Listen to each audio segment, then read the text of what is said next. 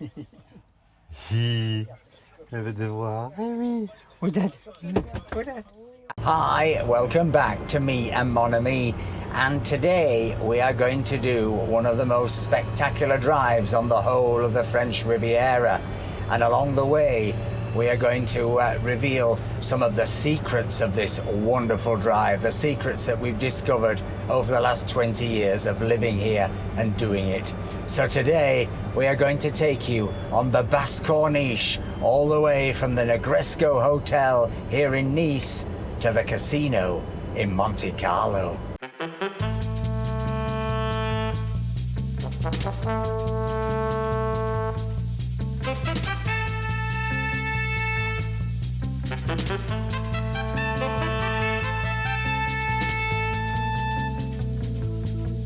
So today's journey is 20 kilometers and it takes us right through the center of Nice. It takes us along the Basse Corniche into Villefranche, along the wonderful coastline into Beaulieu. We then carry on through SCANDALOUS into Cap-Ferrat, and before finally we drop down into Monaco, where preparations are in full swing for the Grand Prix. So, as you can see, it is a hot blue sky day. We've had a cracking heat wave here this last 5 days in Europe. I mean, we are only at mid-April. The sea's already warm enough to swim in, and boy, have the crowds emerged. Look at the people here around the fountain at Place Messina. The fountain that, well, there's a story there, isn't there, Mr. Boo? there is a story. That man, that fountain, well, it was hidden away for many, many years because I think it was the League of Catholic Women. They just, well, they were shocked by the size of his ujar pivi, as my mother used to say. Well, quite. And for years they had it, I think it was behind some council sort of, I was going to say, Corporation shit cart storage, but it was sort of like that, as you used to say in Yorkshire. And anyway, there was then a campaign. I think a journalist discovered that this beautiful statue was being wasted, and they got him out, and they put him up. Now, did they reduce the size of his genitalia? Well, there are rumours that it was reduced so that it was more palatable To the contemporary eye. But do you think we're more used to smaller? Or less used to, well, whatever, anyway, that's what happened. So next time you see that, if you're in Nice, in Place Messina, just remember that man was hidden away for a very long time. Bring a tape measure.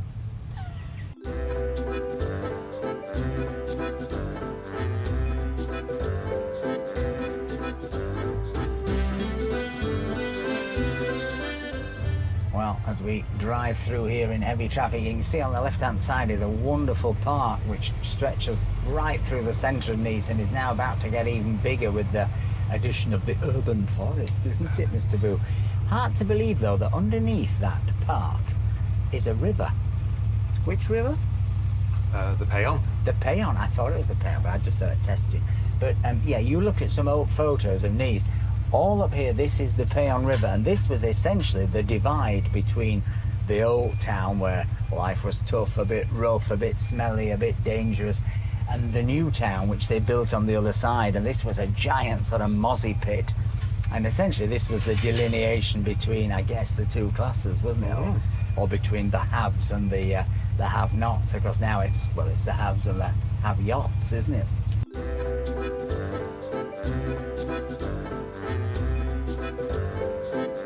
The right-hand side here, one of the new tram stops, the underground tram stops. The tram is both over and under. And it's hard to believe that the route we're going to take you on today used to have a tram the whole way from Nice to Menton. And you can still see at the side of the road, in fact, there might be a prize if you spot any of these, the old bars that held the wires, electricity wires. Coming up on your left is the Musée de Terra Amata, which What's is that?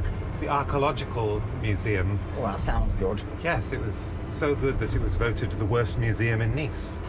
What, recently? Recently. Oh, bless them.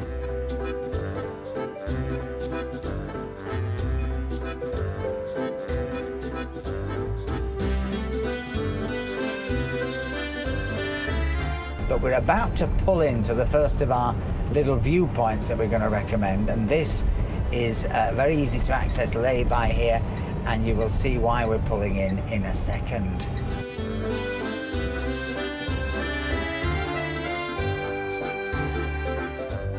See down there Nice Port, that's where the ferry goes from the Baie des Anges, where we've just driven round, and then the chateau, which is the big sort of hill in the centre there, which is quite literally Nike Town, where it all began. Right, onwards and upwards.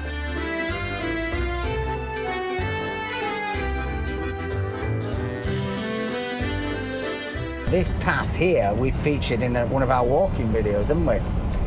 Sans culotte. Sans without panties. That is literally called the Sentier without panties, and for years I thought it was a nudist thing, so I just took my kit off when I went.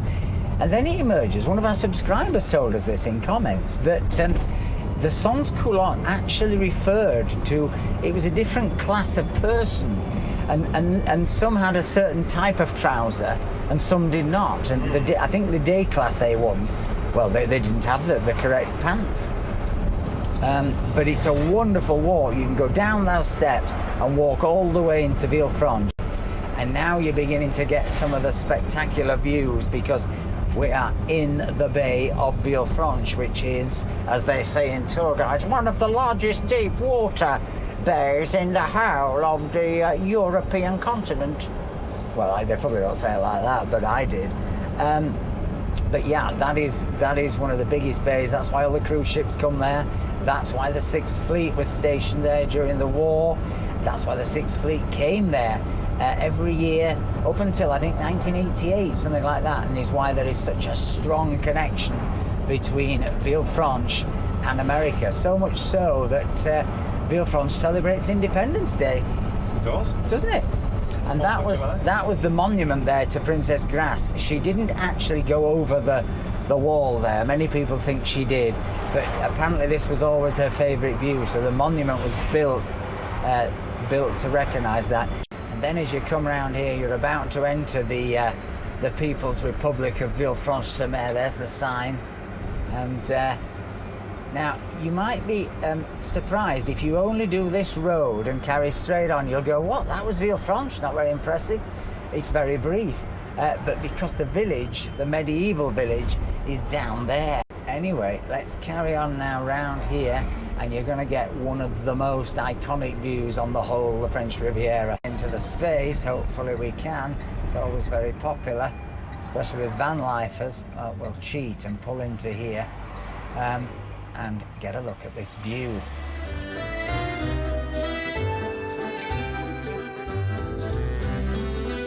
Well, what a view. And before we carry on our journey, just want to say a really big thank you to everyone who has contributed to the channel this month, who's bought us coffees, that have sent us PayPal donations. Honestly, without your support, this thing would just not work. So it's hugely important. Thank you very much. And at the end of this video, because it's the last one of the month, hopefully you'll get to see your name in lights. Right, on y va. So after that spectacular view, we're now headed down into Beaulieu-sur-Mer. Rumour has it that in the olden days, when Lord Salisbury was the British Prime Minister, you know, Mr. Boo, that he had a 3-wheel tricycle, and he used to cycle down here into the village. Apparently sometimes when Queen Victoria was here. I don't know whether they met up and had conferences on things, but also the rumour was that he had a sort of servant. And I don't know if you remember that story many years ago when David Cameron was first in Downing Street, and he used to cycle in from Ladbroke Grove or wherever, and somebody would be riding behind with the government papers. Well, I think Lord Salisbury, like Lord Cameron, did a similar thing, allegedly. So I think we'll go down onto the front in Beaulieu, don't you? Yes. And this is one of the more interesting junctions on the French Riviera. I think if I'd been asked about this at my driving theory test, I would definitely have failed, because it used to have traffic lights, then they got rid of them all, didn't they? Yeah. And now it's a sort of free-for-all in which I imagine there are rules, but most people don't seem to understand them, and people often come up the wrong junction. well, you can see today, actually this is, well, there's another one coming from there. It's still quite complex. They go across, presumably you give way to the right in that French way, and then I try to nip him, but I probably should have given way to, oh, I don't know, do you? Anyway, we're coming now down into, I'm sure Lord Salisbury came down here on his tricycle, don't you reckon? I can just see him now. So we're coming down to one of the grand hotels of Beaulieu-sur-Mer, the Royal Riviera, which is a beautiful hotel. Elton was here, I was here the other day because he was parked just there, because I was giving a tour to the wonderful ladies and gentlemen of the glorious Garden Tours of America from Connecticut, and they'd been watching some of the YouTube channels and they'd booked me to do a guided tour, and I took them on what's known as the David Niven Walk, which is a wonderful walk along the coastline there to the David Niven house, and told them a bit about David and his wife Yordis, and how he bought the house, and how Charlie Chaplin lived there, and how Grace Kelly came, and Burton and Taylor, and oh, it was all going on. And then I brought them all here to the casino, and I told them all about how Dirty Rotten Scoundrels was based on Beaulieu-sur-Mer, but they renamed it Beaumont-sur-Mer. And I told them about the Rotund here, which is a restaurant now, but it's a wonderful building, part of the Bristol building, but actually in the war was a field hospital, and now is a wonderful apartment block. If you come to Beaulieu, check out the Bristol building, it really is superb. And I told them about how down here there is the Eiffel Villa, as in the Eiffel Tower. I think we'll get around this, gentleman, thank you very much. Did he look daggers at me? But the Eiffel Villa, that's been empty for a while. And I told them all about this, because as we come up here into the village of Beaulieu, there's on the left-hand side the English church, but then on the right-hand side there is one of the great hotels of the world, La Réserve de Beaulieu, which is very expensive, 5-star hotel, I think 2-star Michelin restaurant, certainly 1-star, but I think it's got 2. It's the hotel which I always tell a story about how Michael Winner, the English film director, towards the end of his life, bon vivant, big spender, came here and managed to burn through 47,000 quid in 3 weeks, which he thought was quite reasonable. Which actually, given that a club sandwich the last time I looked by the pool was 48 quid, you could see how it could tot up if you were Michael, couldn't you?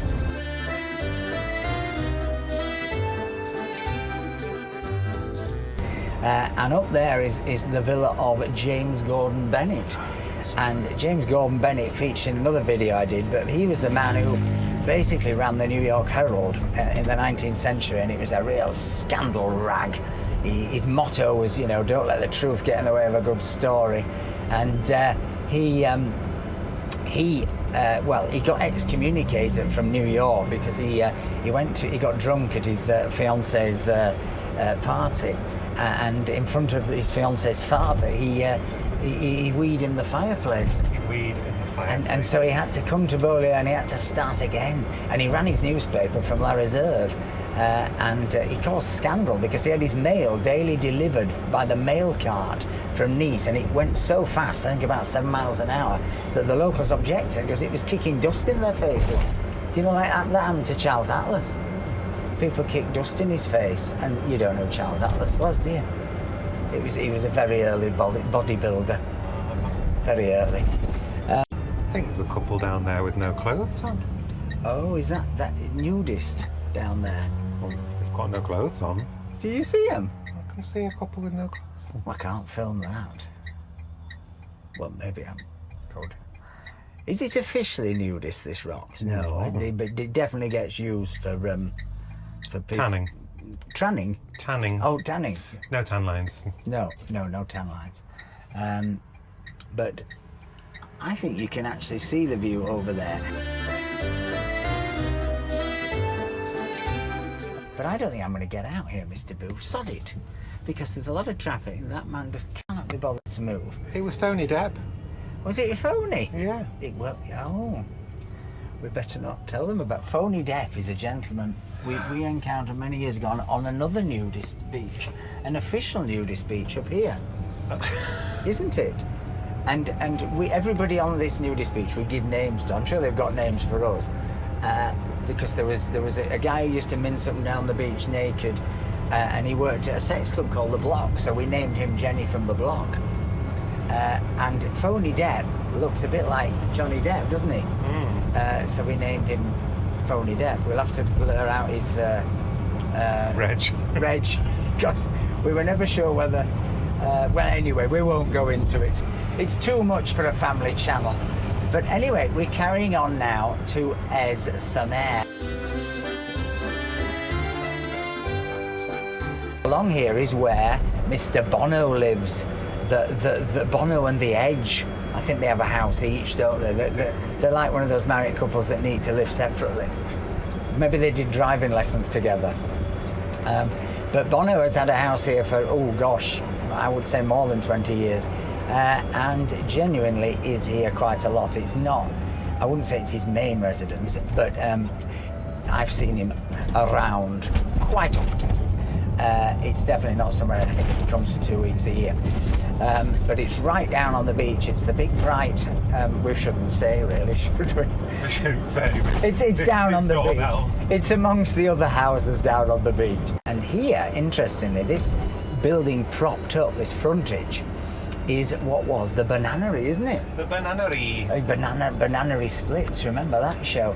But it was the Bananery, and the reason it was the Bananery was, do you know? Is it where bananas first came to the Côte d'Azur? Well, allegedly it is, but why did bananas first come to this area? And why does the area that precedes SCANDALOUS, why is it called the Petite Afrique, the Little Africa? Does it have a microclimate?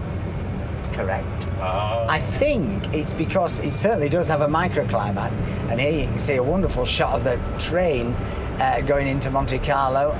Again, a wonderful train journey to get from Nice. Very easy, very simple. Only tip is just watch your pockets. It's the biggest place for pickpocketing on the Côte d'Azur, but don't be scared of it. It's absolutely safe if you're just sensible. You won't get mugged or anything.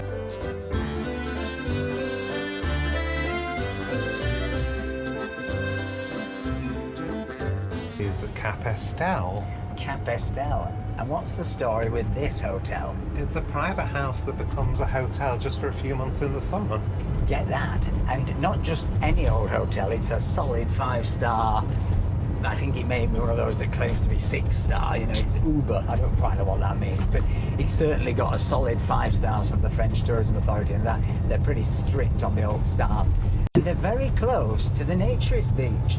Which is very handy. To the gay naturist beach here, and also to the straight naturist beach beyond it.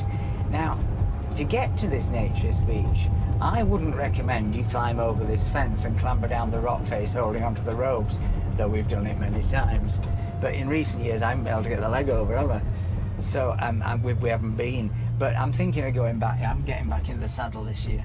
And going back, but it's a wonderful beach. It's a wonderful community of characters, isn't it? I think it's fantastic. It's so isolated. You have to cross the train line. At least 6 queens a year die going under the tunnel. It adds to the, you know, sex and death vibe. There's no sex, obviously. It's just nakedness. And but it's a real community, and people look out for each other, and they clean the place up. At the end of the day, don't they? There's no official bins or anything like that. It's all just done wonderfully. And similarly, the beach further on, along the rocks here, down here, the straight nudist beach. I mean, I say they're gay and straight. They're not. There's no rules. You can wander into either one, but it just don't be so binary. Don't be so binary. Got to be non-binary these days. You know, when I was a kid, binary meant what you went to a shop and bought it to keep your essays in. Oh no, that was binding. That's a whole other. That's another episode, binding. But if one wants to, and I think we might just do it, have a little break here, you can come into Snack Saint Laurent. Now this guy we've been using for years. He delivers chalk ices to the nudist beach in summer. He's a good guy, and he has a little snack bar, very unpretentious, very inexpensive, and you can sit here in the shade and have, look, a magret de canard with pomme de terre. That's quite expensive at $18.50 for a buvette. I only wanted to pop in for a feast or a calippo. I know, that's quite posh. And a plat de jour dessert and cafe for 24. But I might just have a little drink, don't you think? Oui. We might have a coffee from our new coffee maker. Oh. Oh, let's try that. Let's try that, Mr. Buff. We can get a parking space. Sadly, it's not guaranteed, which will be a bit of an anticlimax. Oh, here we go. Here we go. Oh no, they're reserved for. Oh, that's annoying. Can we slot in? No, we can't. Oh, we can slot in here. Well, it says reserved, but you know what? I'm a devil. I'm a devil, Mr. Boo. If we just stay close at hand, I think we could risk it, don't you? Maybe. And if the man who's reserved space comes out, I'll run out very apologetically and give him a sticker for the me and Mamma Me. Right, let's have a little coffee. So yes, this is our ingenious new coffee maker. Now it looks like a normal flask, and it's actually a 20-bar espresso maker. Wowzer. Apparently. The out-in. Outing? We're on an outing. We're on an outing. Right, give me. So, if you can see that, here we put the Nespresso capsule in, push it down, just like any normal Nespresso. Tighten this on. So wait for the pump, as they say at all nudist beach car parks. That's where we are. Mon Dieu. Mon Dieu. You'll know if you're new to the channel, there's always a smut section in which I stop with the tour guide and just, well, there's an outpouring, isn't there? Outpouring. We try and minimise it. It'll probably get cut in the edit, this. Is it coming? Is it coming? As the actress said to the bishop. Oh, I can feel it. There's something stirring, Mr. Boo. Oh, here comes the noise. Here we go. Oh, hear it pop. There it goes. Look how hot that is. Looks nice. That is pretty impressive. Proof of the pudding's in the eating. Look at that crema. It's really not very bad, is it?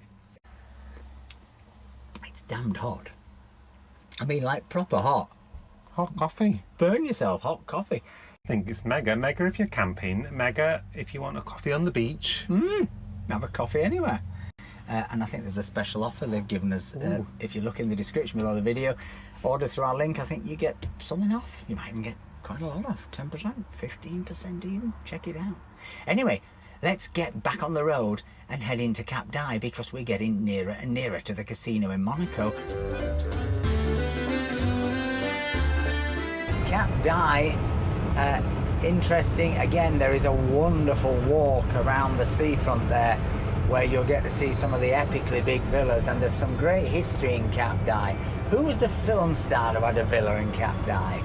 Oh, it wasn't Jean-Jacques Gabor. Was it Greta Garbo? It was Greta Garbo. Greta Garbo, I want to be alone. It's a big history of Winston Churchill and the press baron Lord Beaverbrook. Now, it might not mean a lot to you now, Lord Beaverbrook, but if you think of Rupert Murdoch, think of Succession, then you're talking about Lord Beaverbrook. Beaverbrook was, I think, the owner of the Daily Express in its day, and so Churchill would come here and stay with him, and well, I guess he would try and acquire a favourable press, and well, plus a change. But I think this is Beaverbrook Square, isn't it? This is Beaverbrook Square. Beaverbrook Square. And there's some charging over there. Next to Shea Edmonds. Next to Shea Edmonds, and next to the public lavatories, which is handy, because you might need a tiddle while you charge, might you? And there's a little museum. Is there? With some of Winston Churchill's art, and it's got the history of Cap d'Aille in. Oh. We're yet to go, but it could be another amazing museum video. Oh, we like an amazing museum. We love quirky little local museums. We once went to a lamppost museum in Berlin. We Do you did. remember? Oh, that was special. Beautiful. Shortly be arriving in Monaco, Monte Carlo. Now, what's the difference between the two? I can never remember. Monaco's the country? Yes, the Principality. The Principality. Monte Carlo is the capital. Correct.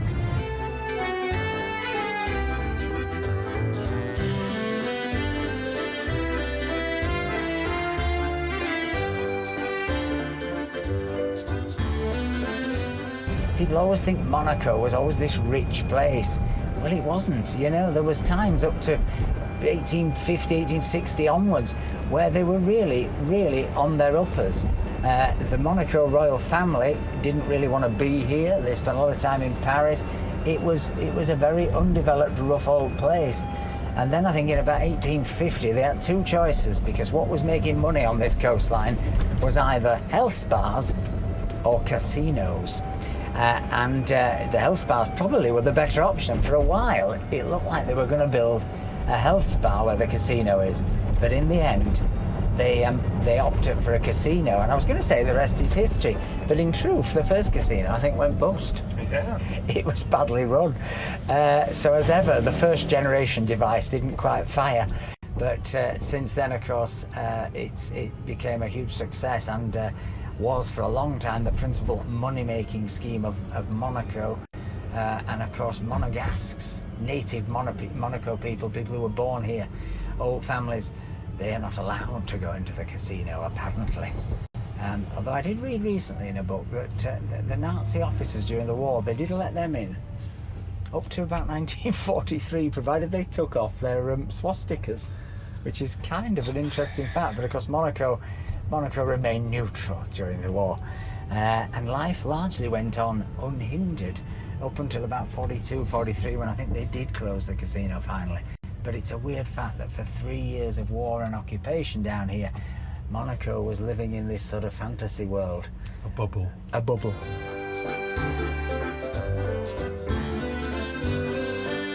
Coming on to the Grand Prix circuit. Do you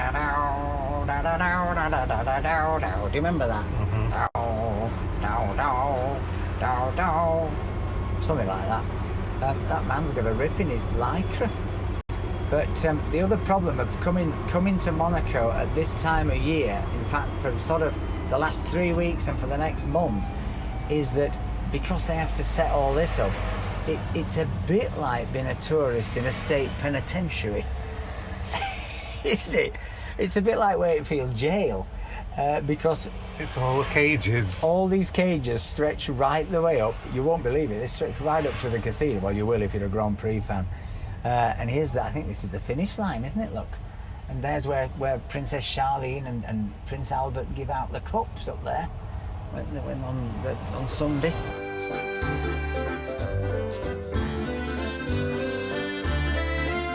Yeah. Climb up the hill to perhaps the most famous casino on earth?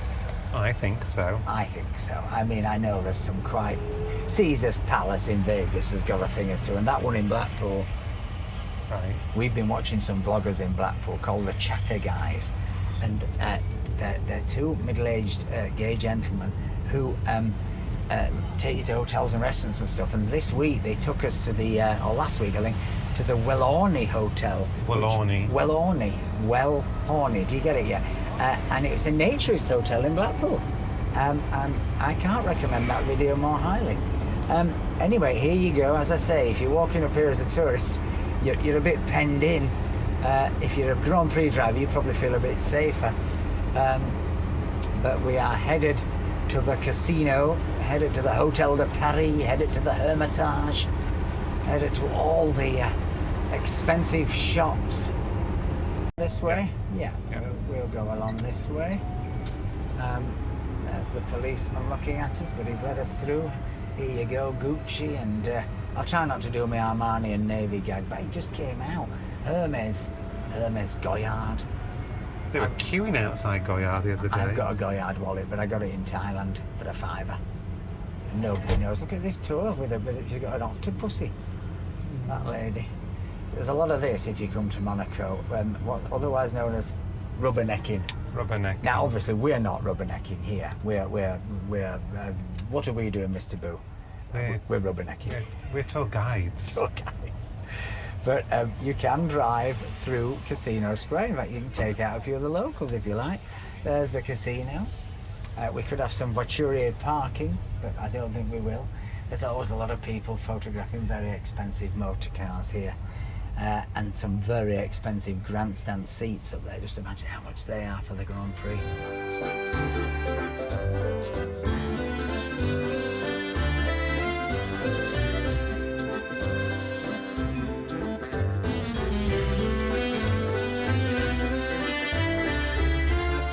that was the wonderful drive from Nice to Monaco. If you've enjoyed this video, please give us a like, please give us a comment, please think about buying us a coffee. It really helps support these trips, helps us keep making programs. But most of all, folks, remember, wherever you are, stay charged. Bye. Bye.